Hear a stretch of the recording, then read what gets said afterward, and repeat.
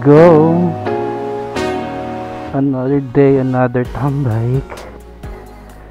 Punta tayo ng TBC Cafe. Makikitambay tayo ngayon kasama ang LFG boy. Holiday ngayon, wala akong pasok. Tambay tayo saglit hanggang daling araw. Let's go to Marikina. Punta ako muna si Bubot. Ay, ang sarap ng legal na lalabas, no?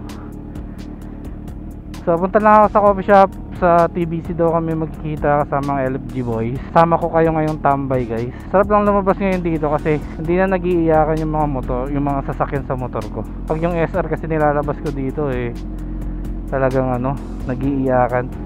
Itong GSX pag dinalabas ko dito, para lang ako sasakyan na naka-pipe. Para mga Civic, di ba? May dumadaan din naman dito sa amin na naka-inline 4. Kapag bukas yung gate dun sa dulo, pag gantong daan ay gantong tunog okay lang sa mga kapitbahay, hindi ganun kabulahaw. So wala tayong papel kinabukasan. Punta ko muna si Bubot, sabay daw kami ni Bubot sa Marikina. Let's go.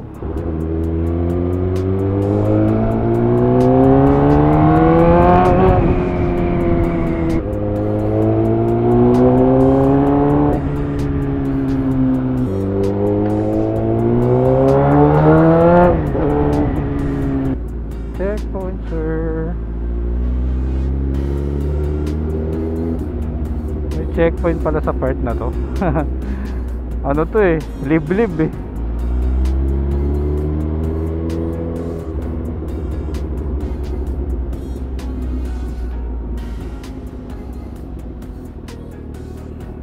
dito pa si Bubot.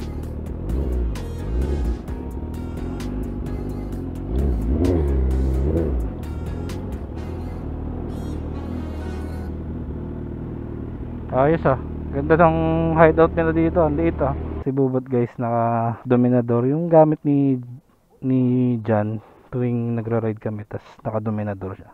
Nice one. No sir. So since meron na umiiral na yung batas ng NCAP dito sa Commonwealth, makikita natin yung traffic ba or kung ano yung effect ng NCAP dito. Pero for sure kanina ang mga around rush hour, mga around 7, traffic dito since 10:57 na, 11 na, since 11 PM na, for sure hindi na to traffic. Pero may mga nakita akong photos kanina bago ako pumunta rito, sobrang traffic, ang haba ng pila sa motorcycle lane dahil nga sa NCAP. Syempre, sino ba naman may gustong mahuli sa motorcycle NM, di ba? Pero alam ko sa part na to hindi na talaga traffic kasi LiteX na to. Pero may kita natin may mga pasaway pa rin, no? May mga umaalis pa rin sa motorcycle lane katulad nung isang yon, di ba? Hindi ko alam kung magkano ang huli dito, 2.5 ba or 1.5 ang huli ng mga violators dito. NCAP around 11 PM here at Commonwealth. Wala namang hindi naman sobrang traffic sa Commonwealth sa part na to. Pero doon kasi sa bungad medyo traffic. Ewan ko lang, I'm not sure kasi hindi naman ako madalas talagang dumadaan dito. Bilang nga lang nadadaan lang, nagagawin lang naman ako dito pagka may mga katulad nito, turatambay sa TBC ba yun? Hindi ko naman alam yung coffee shop na yun. Since mga kasama natin sa LFG boys, mga QC boys na. Dapat QC boys yun Tsaka Marikina boys. Yun. So dito yung part na medyo traffic.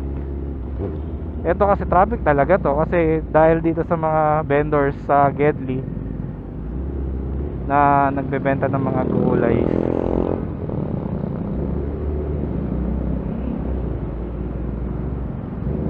Ano kaya yan? Ginagawang building na yan.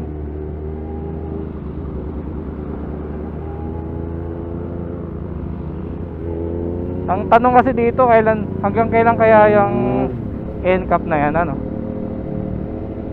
kasi isang malaking tinik sa mga rider. Hindi katulad ko, hindi sa rider na katulad ko kasi minsan lang naman ako mag-ride talaga. minsan lang ako lumabas. Kung magra-ride man ako for leisure lang talaga, pasyal-pasyal lang, tambay-tambay. Wow, ang galing. Sabay punta dito. Tapos, nasaan na yung motorcycle lane dito? Hindi na alam kung nasaan na yung motorcycle lane. Kasi ang alam ko, ito yung motorcycle lane eh. Yan oh. Ito yung motorcycle lane. Pero may mga harang. May mga road repairs. So kaming mga masusunurin nandito, 'di ba? Transform.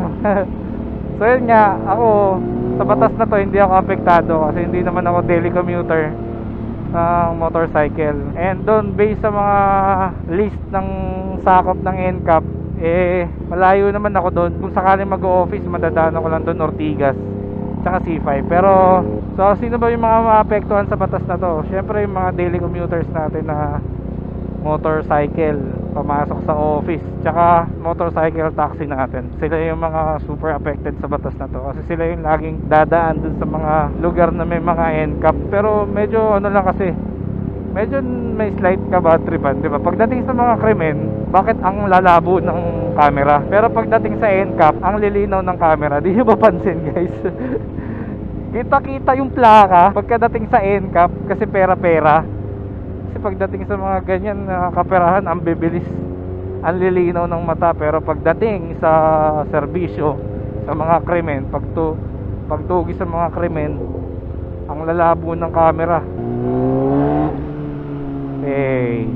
Pumiga ng konti, uminginit 220 Fahrenheit, so around mga 110. So yun, kayo, anong suggestion nyo sa mga, kung mga, baka meron tayong mga subscribers dyan na laging bumabiyahe sa mga sakop sa NCAP, diba? Ano lang, bigla lang natin napag-usapan kasi napadaan tayo dito sa Commonwealth na one of the road na sakop ng NCAP. Kung sakali naman ako yung nasa sitwasyon ng mga individual na affected dun sa mismong batas, siguro mainis din ako kasi syempre, di ba, lagi nagagatasan yung mga motorcycle. Pero sa kabilang banda, siguro susunod na lang din ako kung ano yung nakapaloob dun sa batas. Kasi syempre, di ba, less hassle na rin yun. Yun nga lang talaga pagka natatapat kasi tayo sa sobrang traffic, di maiwasan na sumisingit yung motor, no? Sana meron din exception. Pagka sobrang traffic na talaga, pwede sumingit yung mga motor. Pero pagka hindi traffic, anong sense para hindi ka sumunod dun sa batas, di ba? So sana may butas, no? Kaso hindi kasi pantay hindi patas yung panguhuli sa mga motorcycle rider natin. Alam mo yun, parang tawag dito. Kasi kung ako yung manguhuli, kung alam ko naman traffic kaya ako na sumingit yung mga motor, di ba? Hindi ko na bibigyan ng violation. Sana may ganun, no? Kasi kung hindi ka makakaintindi sa ganung exemption, meaning hindi ka pa natatraffic sa daan or hindi ka nagmumotor. So dito na kami sa hindi ko alam na lugar, XR 150L. Taas talaga ng XR. Yung XR ko pala hindi ko pa rin nakaayos hanggang ngayon. Sira pa din ang wirings. Di ko alam yung pupuntahan kasi kailangan ko sumunod kay Bubot. Ayun yung ayun yung gasoline station na binunggo ng Fortuner. Dito pala yun. Di ako mapakali pag may truck sa likod ko. Saan ba yung lugar na yun? Itong pupuntahan namin coffee shop, marami daw ditong tumatambay talaga. Kasi itong lugar na to, itong street na to, sikat to sa mga drag race pag madaling araw. Kahit nung Mio days ko pa, naririnig ko na sa madaming rider to na merong mga na drag race dito. Mio Sporty pa yung motor ko noon time na yun. Ano ba, bud? Diretso ba tayo? Bud, alanganin ka, bud. Ba't ka nandito, bud? Diretso pala kami. Okay, kita ko na. Dyan pala yun. PBC. Daming nga naka-scooter. Yun, thank you sa pag-vlog, kuya. Okay dyan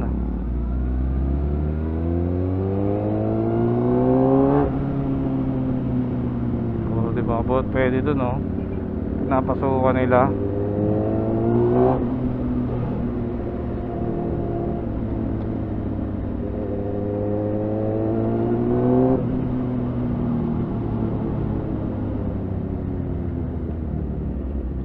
So yung lugar niya malapit lang sa mismong labasan pagkagaling kang Commonwealth. Alex Marquez. Ha? Bago? Tagal na to. Wala lang kardo kaya di ko ginagamit. Wala akong kardo eh. 15 yan? Pares pala tayo. Magkapatid nga tayo dito. Ayan, pairing. Sino host? Oh, ito na host. Tayo nyo lang. Sa'yo nag-admin? Hindi, ito. Sa'yo. Wala. Ba't ganun? Hindi, wait mo muna matapos to. Ayun na, okay na.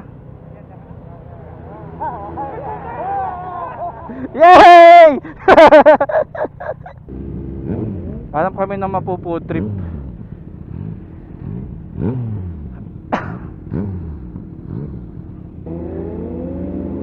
Yun oh, si Ron, bumanat si Ron oh.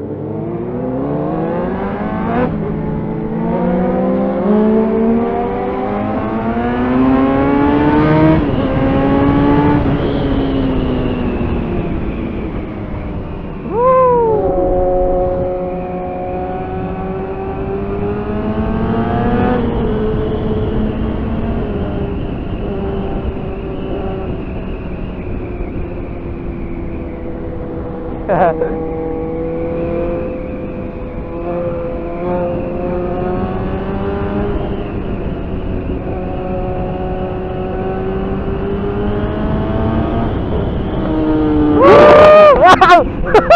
Sira ulo ka, Kuya Will!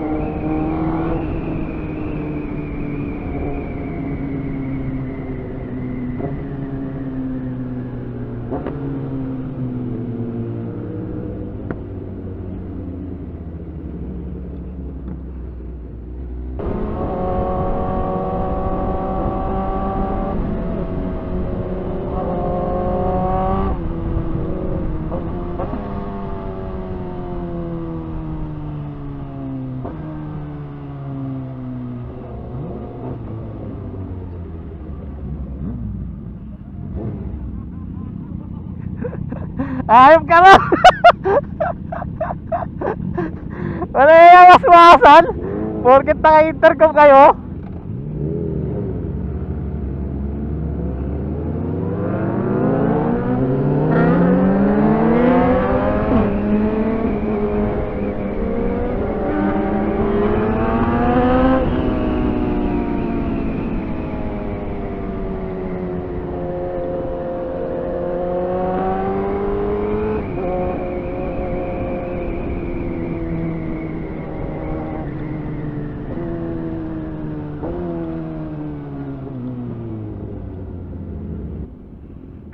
Dito sila tumambay last time na nag-night ride sila sa Marilaki.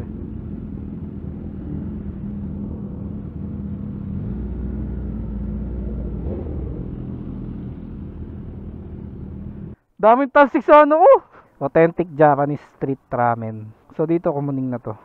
Kumain lang kami dito bago umuwi. Shoutout kay Bubot, kay Kuya Will, kay Ron, kay Kuya Hurt, and kay Maki.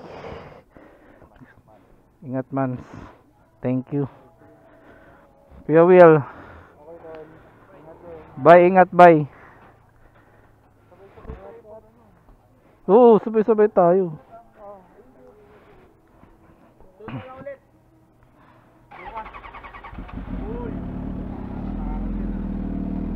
Kanina nga pumutok eh. Kala ko din eh. Ingat tol. So dito ko na tapusin yung video guys. Maraming salamat sa sumama sa town bike na to. Unang tumambay kami sa TBC, pero kanina hindi ko na napakita sa inyo, kwentuhan lang naman kami doon. Nanonood kami ng drag race. Then ngayon dito kumain kami ng karage. Sakto hanggang 3 AM itong kinainan namin. Kasi yung isa namin kakainan sana kanina sarado. Solid din daw sana yung food doon. Maki, ingat man. Trail na lang ulit. Pem.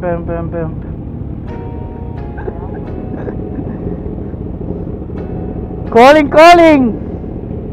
Your baby is calling!